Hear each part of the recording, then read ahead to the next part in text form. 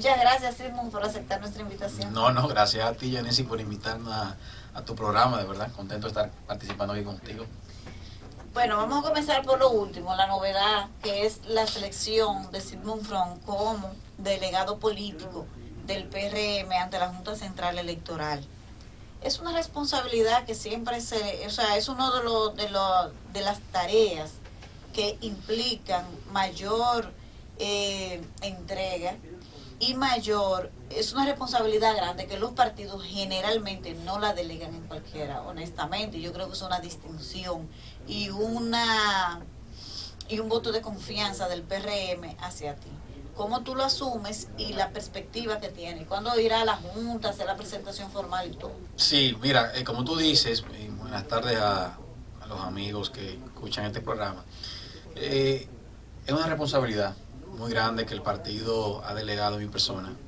Como te decía también fuera del aire, que la cojo con responsabilidad, con orgullo, pero también con un dejo de nostalgia, porque evidentemente se hace bajo un contexto en el cual pasa de la muerte de nuestro delegado político por muchos años, y también que viene del Partido Revolucionario Dominicano como delegado político, el licenciado Orlando Jorge Mera, y el partido tenía que verse la necesidad de designar a un delegado político, ya que tenemos inclusive un proceso electoral que está cercano, porque como tú decías, el tiempo pasa, el tiempo vuela, y ya estamos a menos de 2 años de las elecciones presidenciales y alrededor de 1 año y 8 meses de las elecciones municipales. O sea, estamos ahí. Por lo cual, amerita ya que el partido y que la Junta Central Electoral se aboque a procesos organizativos, a preparación de calendarios, de cronogramas de trabajo y todo lo demás. Entonces, el partido decidió entonces designar una persona que ellos entendían que cumpliera con el perfil, en el cual fuera una persona que tuviera ciertos conocimientos en aspectos legales, electorales, como nosotros durante muchos años hemos venido acompañando al partido en esas funciones, tanto en la parte electoral, acompañando en algunas cosas, como en nuestra calidad de secretario de Asuntos Legales del partido y defendiendo los intereses del partido, así como también todo lo que ha sido la Comisión Nacional de Reforma Estatutaria, en la cual he sido parte, por lo cual la dirección ejecutiva entendió que yo encajaba en el perfil que el partido estaba buscando en estos momentos. Es un trabajo que amerita mucho tiempo, definitivamente, y más en estos momentos, a partir de esta ruta crítica que inicia o deberá iniciar en los próximos meses o en las próximas semanas, ya que tenemos que ponernos en preparativo y debemos ponernos en contexto de lo que deberá ser este proceso electoral, y más en un proceso en el cual hay muchas interrogantes todavía que tenemos que satisfacer, como por ejemplo el Tribunal Constitucional ha dictado una sentencia recientemente, que todavía íntegramente no la hemos podido ver, pero en la cual establece que el voto electrónico es inconstitucional, por lo cual descarta de pleno derecho que la Junta Central Electoral pueda organizar un proceso electoral utilizando ese mecanismo. Entonces tendremos que ver cuál será el mecanismo que nosotros vamos a acoger y cómo también será la transmisión de datos y todo lo demás. O sea, eso es uno de los elementos importantes. La misma Junta tenía ya años, esta Junta meses, por decirlo de una manera, tratando de volver a introducir una serie de reformas a lo que es la ley electoral y la ley de partidos, a lo cual entiendo que ya se hizo un poco tarde. Ya estamos en un proceso que entrar ese tema podría ser inclusive un poco contraproducente debido al mismo proceso electoral que estamos viviendo, pero son elementos que hay que discutir. El tema de la conformación de las juntas municipales, que son necesarias para todo lo que es el proceso electoral que viene, que es un reto también que tenemos que abordar, y algunos otros elementos como la promulgación de un reglamento de procedimiento sancionador que también la Junta ha estado elaborando. Hemos estado tratando de informarnos en los últimos días de todas las cosas pendientes, y yo, a tu segunda pregunta, entendemos que para esta semana ya el partido hoy formalmente notificó a la Junta de nuestra designación, por lo cual estamos ya solicitando una audiencia con el Pleno de la Junta para presentarnos, para repartirnos presentes formalmente, y a partir de ahí entonces integrarnos de manera ya a tiempo completo con los trabajos que vienen en las próximas semanas. Me llamó la atención lo que está planteando con relación al tiempo para la reforma electoral, porque Además, está hablando un dirigente del partido que tiene la mayoría de votos. Sin el PRM eso no es posible. El PRM tiene que impulsar esa reforma. Entonces, ¿ustedes no ven esto posible ya de cara a la elección de...? Mira, es una opinión personal. Yo todavía no se ha discutido en el organismo, el máximo organismo del partido, ni en el Congreso. En mi opinión, yo creo que con el tiempo que tenemos y con la necesidad de hacer una reforma seria, ¿verdad?, en la cual todos los sectores se sienten a la mesa y se consenso, porque nosotros no podemos tampoco promover una reforma de una ley electoral, una ley de partidos que tiene algunos aspectos inclusive de leyes orgánicas, sin contar con los demás partidos. Y entendemos que en estos momentos en los cuales ya hay una campaña electoral desmedida, o sea, que se ha abierto a destiempo, en la cual las pasiones políticas van a seguir elevándose, no creo que sea el momento. Además, yo creo que la Junta Central Electoral tiene que ahora mismo dedicarse a garantizar que haya un proceso electoral en el año 2024, tanto municipal como congresual y presidencial, libre de cualquier tipo de dudas, o sea, sobrepasar el trauma que vivimos en el proceso del año 2020, que al cual podríamos decir que se echó hacia detrás de lo que habíamos avanzado. Hay que darle confianza nueva vez a la sociedad de que la Junta Central Electoral puede llevar un proceso democrático sin ningún tipo de cuestionamientos, y ese debe ser el rol que debe jugar la Junta y el rol que deben jugar los partidos también en apoyar a que la Junta Central Electoral pueda organizar ese proceso de manera armónica y totalmente transparente. Por lo cual yo creo que la ley electoral, la ley de partidos, que ha sido desmenuzada o desmembrada por decisiones del Tribunal Constitucional, ambas de ellas, tendremos que abocarnos a sentarnos de manera tranquila, a mi entender, vuelvo y reitero, luego del proceso electoral, y ver cómo nosotros podemos mejorar esas disposiciones. Hablabas de que la campaña electoral ya se ve que arrancó y no creo que se detenga. No hay forma de detenerla. Cuando eso arranca, nadie lo detiene. Pero uno de los elementos de ese arranque de la campaña electoral, o sea, de ese inicio, sí, como tan formal, fue ese acto del presidente Luis Abinader, donde se interpretó que dejó abierto el proceso de reelección y que el presidente está en reelección. ¿Ustedes cómo van a manejar eso? Porque siempre viene el tema del uso de los recursos del Estado en un partido de gobierno. Ustedes pasaron 20 años denunciando eso. Así es. Mira, lo primero es que en esa actividad el presidente quiso, yo creo que el principal objetivo fue levantar el ánimo, reiterar la necesidad de que el partido como fuente o como órgano sustento de este gobierno pueda mantener el interés de la población en seguir apoyando esta gestión. No solamente la gestión del presidente en el del 2020-2024, sino también lo que deberá ser el próximo gobierno del Partido Revolucionario Moderno. Claro, el presidente en ese acto no habló de él personal como la reelección. Muchos de nosotros entendemos que debe reelegirse, en el cual yo me circunscribo. Habría que esperar todavía el momento, y él ha dicho que en su momento lo dirá. Entendemos que es el mejor activo que tiene el Partido Revolucionario Moderno, y yo creo que hay un consenso casi general en el partido de que del momento en el cual el presidente Luis Abinader anuncie que optará por repostularse, estaremos todos detrás de él. Ahora, yo creo que el presidente ha demostrado, Yanesi, con las actuaciones que nosotros como gobierno hemos venido realizando en cuanto al tema del uso de los fondos públicos, en cuanto al tema de la transparencia, en cuanto al tema de lo cauteloso que ha sido esta gestión en eso, de que la sociedad tiene que estar tranquila, de que el PRM no replicará lo que se vivió anteriormente en cuanto al uso de los fondos para la repostulación o para la reelección del presidente Luis Abinader, en ese caso así lo decide. Yo creo que al momento del cual el presidente tome esa decisión, los actores principales que jugarán un papel muy importante en esa campaña electoral tendrán que tomar licencias, definitivamente, cuando se decida quiénes serán aquellos que acompañarán en ese proceso electoral. Dice como el jefe de campaña. Sí, jefe de campaña, tanto nacional como regionales, asumo yo, aquellos que tengan responsabilidades muy puntuales en la campaña, tendrán que tomar alguna licencia, pero también el presidente yo creo que enviará un mensaje sumamente claro y preciso de que los recursos del Estado no podrán ser utilizados. Yo creo que la sociedad puede estar tranquila en ese sentido, porque el presidente es un abanderado de la transparencia y del uso de los fondos públicos, y ha dado señales muy claras y precisas de eso. Yo no creo que vaya a perturbar, podemos decir, a ensuciar lo que es su legado y lo que deberá ser su legado final cuando salga del Palacio Presidencial utilizando los fondos para poder reelegirse. No creo que va a ser muy cuidadoso con eso y estamos muy convencidos, todos aquellos que vayamos a trabajar y apoyar esa reelección, de que tenemos que tener bastante cuidado con eso. Pero ya el partido de oposición diciendo que la publicidad personalizada con el presidente en foto es parte del uso de los recursos públicos para promover la reelección del gobierno.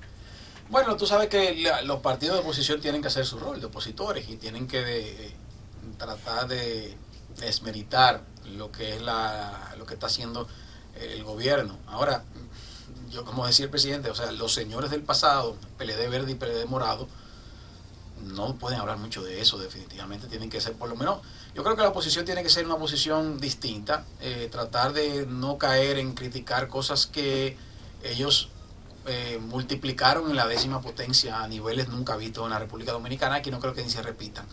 El presidente ha sido muy cauteloso con el tema de la publicidad. Si se hace la comparación de lo que nosotros hemos gastado en publicidad oficial versus lo que se ha gastado en los últimos años, es un abismo. Inclusive ustedes mismos que son comunicadores, yo creo que podrán sentir la diferencia en cuanto al uso de los fondos del Estado Dominicano para promover las gestiones del gobierno.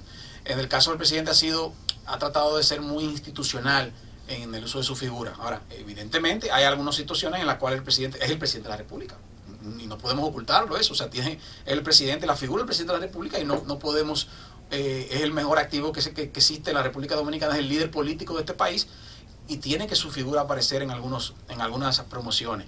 Pero yo no creo que todavía sea, y ese no es el objetivo, no es un tema de posicionar al presidente o no para una posible postulación presidencial. Nosotros nos sentimos, con los números que manejamos, que el presidente está muy bien, a pesar de la situación económica que se maneja internacionalmente, mantiene unos niveles de popularidad muy altos, y yo creo que no tenemos que caer en eso para realmente posicionar o llevar ¿Está alto para ganar en primera vuelta? Claro que sí, sin lugar a dudas, sin lugar a dudas. ¿Mejor o un chin más constreñido con el 2020? Mira, primera vuelta se gana hasta con 50+1, o sea, 50 más un voto está bien, pero a lo que tú dices, tú sabes, lo mejor de todo para en el caso nuestro es que los que están en segundo y tercero están muy lejos. O sea, no es que lo importante no es ganar con 50 o 51, es que la distancia que lleva el segundo lugar o el tercer lugar. O sea, es una ventaja que en estos momentos, las elecciones no son hoy, porque también hay mucha gente desesperada. Hay gente ya están pasando encuestas como las elecciones son mañana. Las elecciones faltan 2 años para las elecciones presidenciales y hay que ver todavía lo que falta por recorrer. ¿Y cuántos puntos entre el primero y el segundo? Más de 25 puntos. ¿Y lleva claro, a Leonel? Claro, no sé a cuál de los dos, pero a cualquiera de los PLD o al verde o al morado. Le lleva 25. Sí, Pues así que ustedes lo miden. Pero no lo vemos, ¿no? Que los números son así. Pero hay gente diciendo que la propuesta de reforma constitucional que ustedes tienen porque los números no le dan y quieren reducir 50 más 1. Bueno, en eso anda el PLD y le fuerza el Bueno, si tú te pones a ver, la propuesta que nosotros llevamos al Consejo Económico y Social no vale en ningún momento la reducción del porcentaje. Y el presidente, a través del consultor jurídico, dijo hace varias semanas atrás que no va a promover una reforma constitucional, sino va sobre la base del consenso. Inclusive yo creo que eso se ha enfriado un poco, porque ya no se ha vuelto... O sea, el presidente no tiene ninguna necesidad de llevar una reforma para reducir el porcentaje. Lo que el presidente sí quería y mantiene, uno de sus legados, es consagrar el tema de la figura del Ministerio Público Independiente, que la única manera de consagrarlo y de hacerlo, de hacer la modificación puntual para que eso no vuelva hacia atrás, es a través de una reforma constitucional. Y eso es lo que el presidente ha querido y siempre lo ha hablado. Si el momento no es el oportuno, porque no tenemos todavía los votos suficientes, tampoco el presidente va a forzar una reforma que no esté consensuada, y él lo dijo desde el primer momento, y por eso lo llevó al CES, para que todo el mundo esté de acuerdo. Si no estamos de acuerdo con la reforma, entonces vendrán otros momentos para la misma. Simón, hoy se ha difundido la información ya del sometimiento formal del grupo de 50 personas que forman parte de este caso escandaloso de corrupción desde el Ministerio Público de Medusa. Sin embargo, salpica a la segunda o tercera figura del gobierno más importante, que es el ministro de la Presidencia, porque su hijo ha sido oficialmente imputado por la Comisión de Supuestos Actos de Corrupción, según el Ministerio Público. Desde tu punto de vista, ¿cómo esto puede afectar el gobierno? Y si tú crees que Lisandro Macarrulla debe quizás dejar el gobierno para que pueda ocuparse de aclarar todo lo relativo a su familia y a su empresa, para que no arrastre a todo el gobierno a esta situación. Mira, lo primero, yo creo que tú mencionabas algo muy cierto. En materia penal, la responsabilidad de tipo personal. Aquí quien ha sido imputado, por lo que hemos podido ver, es el hijo de Lisandro, el hijo del ministro de la Presidencia, que se llama igual que él, Lisandro Macarrulla, y una empresa en la cual su hijo era el que manejaba. El ministro sí en varias ocasiones ha aclarado y establecido que él tiene años que no manejaba de manera personal la empresa, y yo puedo dar fe de eso, por lo menos en los últimos 4 años, porque el ministro estaba muy integrado a la campaña del presidente Luis Abinader desde la pre-campaña. Eso es lo primero. Lo segundo es que yo creo que es una decisión muy personal. El ministro tendrá que, si decide o no salir del gobierno, para darle un apoyo moral a su hijo, porque Lisandro Macarrulla no está siendo imputado por absolutamente de nada. Yo creo que es una situación que él tendrá que analizar y conversará con el presidente de la República para ver lo que él entiende que es lo mejor para su aspecto personal. Pero en el tema de cómo le afecta eso o no al gobierno, yo te diría todo lo contrario. Yo creo que el paso que se ha dado hoy a través de la Procuraduría General de la República, vuelve a evidenciar de manera clara y precisa que aquí hay un Ministerio Público que no está bajo el control del gobierno dominicano, del presidente de la República, que no tiene influencias políticas. Cuando en la historia de este país, tú recordarás, Yanesi, que se inculpara a una empresa o a un familiar de uno de los ministros más importantes de ningún gobierno? Nunca había pasado. Entonces, lo que esto demuestra es que el presidente de la República ha designado personas sobre las cuales él ha decidido no influenciar de tipo político. Porque si él lo que quisiera, estuviera viendo un tema de cómo no le hace daño a su gobierno, estuviera tratando de buscar la manera de que fuera dejado fuera del expediente esa sociedad y el hijo del ministro de la Presidencia, pero no fue así. Entonces, yo creo que más que hacerle daño, lo que queda demostrado es la seriedad con la cual este gobierno ha manejado el tema de la justicia. Con esto se caen todos los discursos de que nosotros tenemos un Ministerio Público que lo que está es haciéndole daño a los familiares del presidente Danilo Medina, a los dirigentes del PLD. ¿Que es persecución política? Que es una persecución política.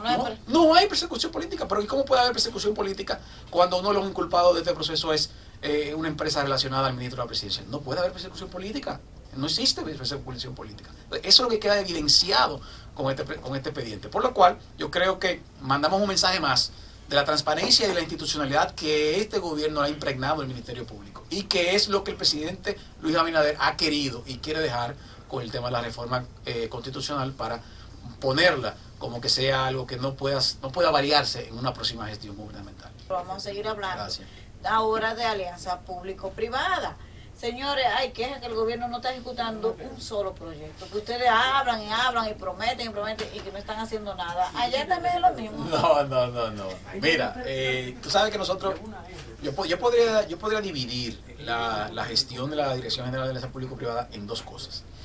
Primero, lo que es la estructuración de los proyectos de APP que estamos trabajando desde el inicio, como la autopista del Ámbar, Arroyo Barril y todo lo demás.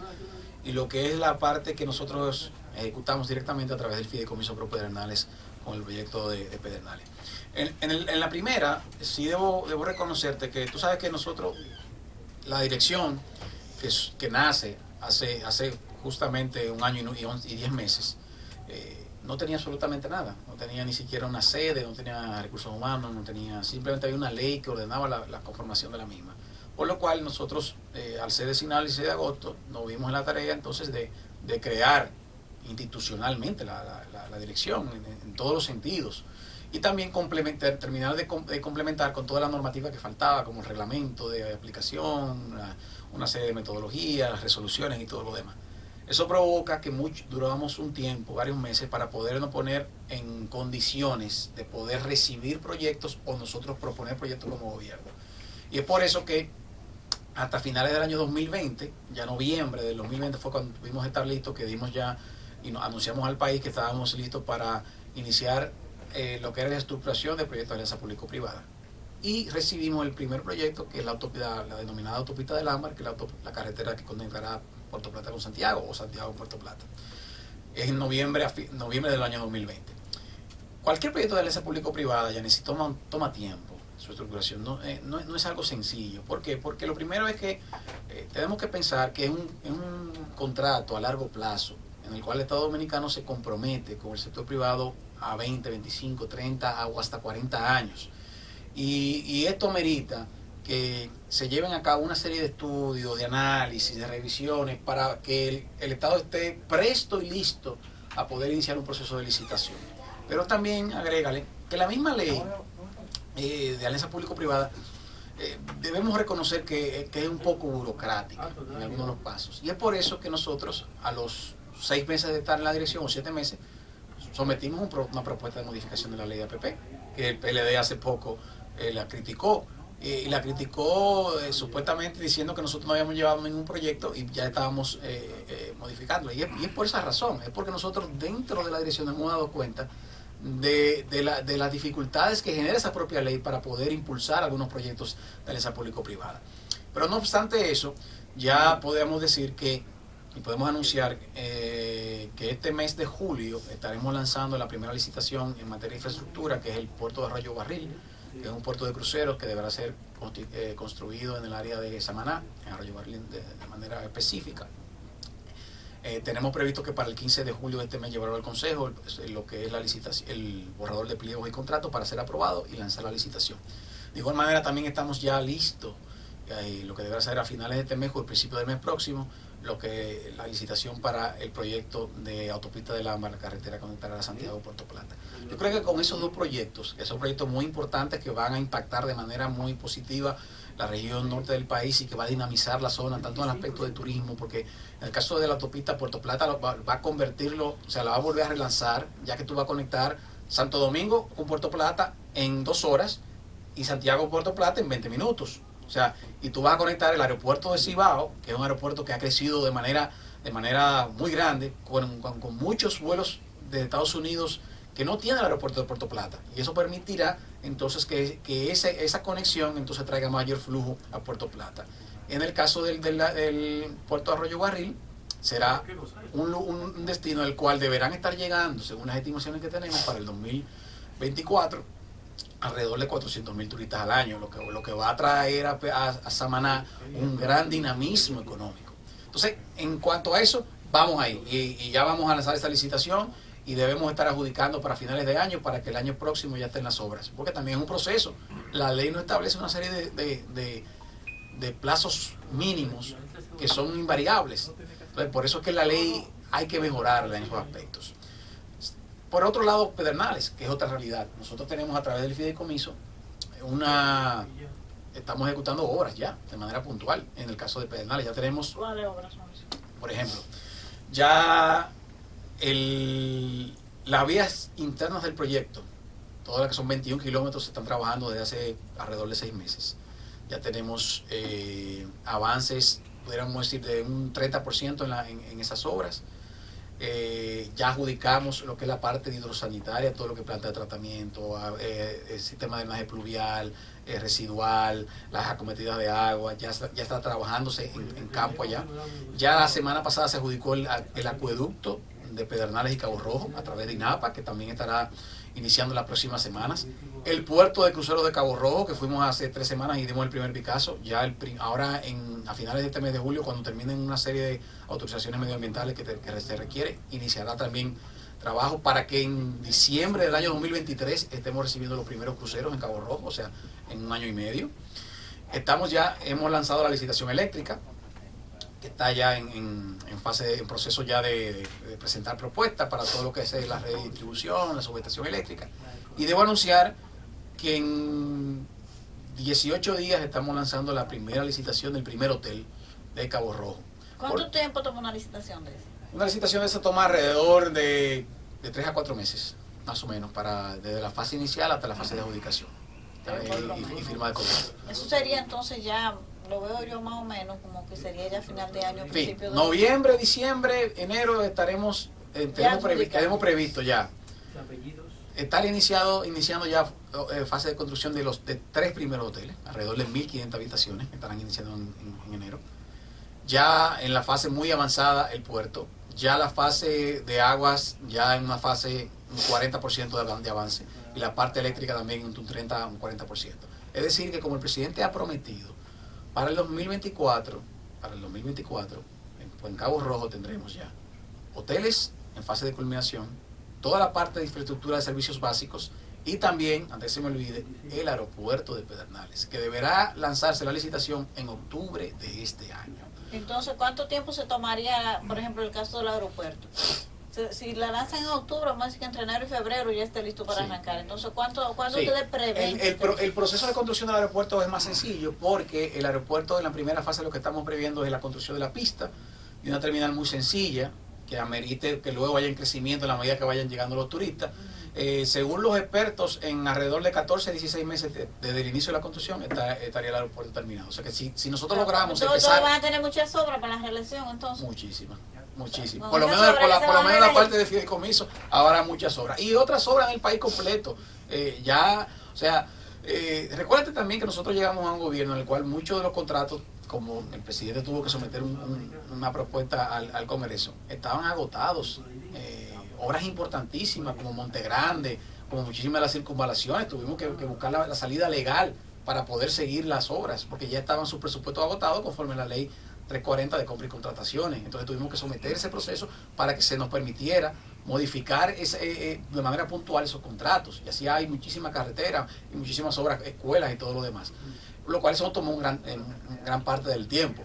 Pero ya tú puedes ver que el dinamismo que se ha ido creando a través del Ministerio de Obras Públicas ya es muy distinto, y veremos ya en los próximos meses entregas formales de diversas obras en el país, y también las obras que se van a anunciar, que también con presupuesto ya también aprobado, que son importantísimas para la República Dominicana. Sí, pero siendo honesto, sí, objetivo, ¿tú no crees que la inflación, la situación económica es una amenaza real a la reelección del presidente Luis Abinader, tomando como parámetro que todos los gobiernos que se han sometido a elecciones han perdido todo en América Latina? Los partidos de gobierno hasta han quedado descalificados y algunos han sacado un 1%, una cosa increíble. Sí. No creo que sea el caso. No, mira, yo te voy a decir algo. Primero, eso último que tú dices. No hay de esos casos que se mencionan, que yo oigo esa retórica, que en gran parte es verdad, no hay ningún presidente optando por la elección. Busca cualquiera de esos casos, un presidente de turno optando por la reelección que la haya perdido. Ninguno de esos casos. El único fue Donald Trump. Bueno, el caso de Donald Trump fue ya hace 2 años y pico, ¿verdad? Sí, el caso de Donald Trump es un caso muy particular, ¿verdad? Ahora, sin lugar a duda, el tema de la inflación, venir a decirte ahora, negártelo, sería burlarme de ti y de la que nos escuchan.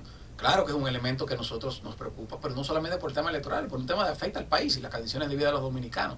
Ahora, lo que nosotros tenemos que explicarle y llevar el relato a la sociedad, lo que estamos haciendo. El presidente está destinando más de 1.300, 1.400 millones de pesos toda la semana en un subsidio de combustible para que eso no impacte de manera más agresiva. ¿Y hasta cuándo? ¿Hasta cuándo es viable eso por mucho tiempo? No será viable por mucho tiempo. Habrá que buscar la manera de que ese subsidio se haga más focalizado en la medida de lo posible. Pero la verdad es que en estos momentos que tenemos tantos impactos del exterior, tenemos que buscar la manera de que eso se mantenga la mayor cantidad de tiempo posible, porque el tema del combustible es muy inflacionario. Pero en adición también todos los proyectos que estamos haciendo social, el presidente está muy enfocado en eso. Lo que tenemos que explicar al país, esto no es una situación de la República Dominicana, es una situación del mundo, señores, es una situación de que en Estados Unidos el precio de la gasolina está lo que nunca se había visto, $6 el galón en algunos estados. O sea, en Europa, nosotros estamos con uno de los precios de combustible más baratos del mundo completo, o sea, de todo el mundo. Entonces, claro que es una amenaza a una posible reelección del presidente de la República, pero nosotros apelamos a que el país vea los esfuerzos que hace el presidente para controlar esos elementos que no dependen del gobierno y lo que está haciendo en adición a eso, a pesar de la poca disponibilidad de fondos que tiene el gobierno dominicano. Estamos haciendo de tripas corazón. ¿Por qué? Porque el gobierno está utilizando los recursos de manera eficiente. Simón, entonces hay esos temas que estamos viendo, pero la oposición insiste, vemos que toman este discurso y tú sabes que la inflación es un tumba gobierno, un partido tumba gobierno. Pero mira, hay uno de los amigos de la oposición que hoy sale diciendo, o ayer, que no está de acuerdo con el aumento de la tarifa eléctrica. Por eso escribió el pacto eléctrico. O su firma en puño y letra que dice que dice cada 3 meses. Uno que fue presidente de la República 3 veces. Ajá. Amigo tuyo. Dice. Yo sabía tener un presidente, un presidente de que amigo. Dice amigo mío eres tú. Que no está de acuerdo con el aumento de la tarifa eléctrica. Y suscribió el pacto eléctrico en el cual establece el incremento o la eliminación del subsidio gradual que existe. No es un aumento de la tarifa. Una emisión de subsidio cada 3 meses. Él dice que no está de acuerdo. Entonces, tenemos que ser coherentes. La oposición tiene que ser coherente y no podemos jugar al populismo en un momento como este que está viendo la República Dominicana. Claro, ellos tendrán que hacer harán la oposición con el tema de la inflación, porque son de los pocos elementos que tienen. O sea, si tú te pones a buscar cuáles son las fallas de este gobierno, tienen que sacar, evidentemente, cuál es el que más le puede sacar provecho. Es el tema de la inflación, que no es una inflación generada propiamente por el gobierno, pero tiene que tratar de confundir a la población. Y ahí está entonces el papel de nosotros como gobierno de comunicar a la sociedad pensante, a la sociedad educada, a la sociedad, al pueblo que entiende de abajo, que sabe los esfuerzos que está haciendo este gobierno para que el plátano no llegue más caro, para que el pollo no llegue más caro. Y tú dices ahora que tú lo tienes muy caro, lo tienes a 100 pesos la libre pollo. La libre pollo, pero bueno, mira lo que estamos haciendo nosotros, hasta buscando la manera no solamente de quitándole la tasa a algunos alimentos para que llegue más barato. No es un tema de que la República Dominicana estamos haciendo algo mal. La realidad es que nosotros estamos haciendo lo mejor posible para que la inflación sea lo menos gravosa para el pueblo dominicano, pero para eso fuimos elegidos, para afrontar esos problemas y llevar las soluciones al país, y luego, bueno, en 2 años el país decidirá si lo hicimos bien o no lo hicimos correctamente. Ahora, lo que sí podemos decirte es que lo que están ofreciendo los demás es lo mismo. O sea, aquí no hay una figura o un partido distinto que pretenda llevarles cosas nuevas al país. O sea, ¿quiénes son los que están tratando de llegar a la presidencia de la República? Por un lado, 12 años de gestión, ahí más de lo mismo, y por otro lado, 8 años de gestión, que aquí están los ejemplos. O sea, yo creo que la sociedad y el país es muy inteligente. El tema, voy a volver un poco al tema electoral y del partido. Los temas de las demás candidaturas, porque la candidatura presidencial está definida, eso no es un problema, pero hay otra candidatura. El tiempo pasa y eso hay que definirlo, la gente aspira mucho, tú ves que sale uno. Entonces, consensuar eso, armonizar eso, es un trabajo importante. Mire, yo creo que nosotros vamos a hacer, en el caso del Partido Revolucionario Moderno, una labor importante de consensos, es lo primero. Lo demostramos ahora con el tema de los cargos internos del partido. Ahora también tenemos un proceso muy avanzado de lo que es eso tiene que hacer primaria abierta, simultánea. Yo no creo, o sea, podrá ser que tal vez en algunos casos que tan puntuales que podamos hacerlo, algunas demarcaciones. Porque te pongo el ejemplo, nosotros ahora estamos llegando a consensos en toda la dirigencia nacional para los cargos internos. Tú sabes que hay que elegir ahora los presidentes municipales, secretarios, y te puedo decir que la comisión de consenso ha llegado a cerca de un 70% de consenso a nivel nacional en el país, en jurisdicciones complicadas. Es decir, que el PRMista, el dirigente del PRMista entiende que lo más importante es el gobierno, mantener el poder, y luego están las aspiraciones particulares. Entonces yo creo que en los cargos municipales, congresuales también ocurrirá lo mismo. Creo que habrá mucho consenso, tenemos que entender que hay figuras que inclusive en algunos lugares debemos entender que son las figuras que deberemos presentar sin necesidad de desgarrarnos nosotros mismos con procesos internos. Habrá algunos procesos internos en algunos lugares, pero yo creo que tenemos la madurez suficiente como partido, como organización, de entender que lo primero es mantener un gobierno fuerte, mantener un partido unificado, y luego entonces vendrán las aspiraciones particulares, por lo cual no te sorprenda que el partido tenga que hacer primarias muy mínimas, en lugares muy contados y que podamos llegar a consensos en la mayoría de las demarcaciones. Sí, eso da resultados realmente, ¿no? Definitivamente, definitivamente. Y eso muestra madurez de la dirigencia política. Sí, así es. Simón, el tema del gobierno con relación al vínculo con los demás partidos, porque como ya tú eres de la dirección ejecutiva, yo sé que siempre has tenido un papel muy activo en los temas estratégicos, los debates internos. El presidente comenzó con una actitud muy incluyente, llamado a los partidos del gobierno. De hecho, abrió un diálogo por las reformas, donde están participando todos, pero ya con el avance del proceso y las definiciones, eso se va como rompiendo.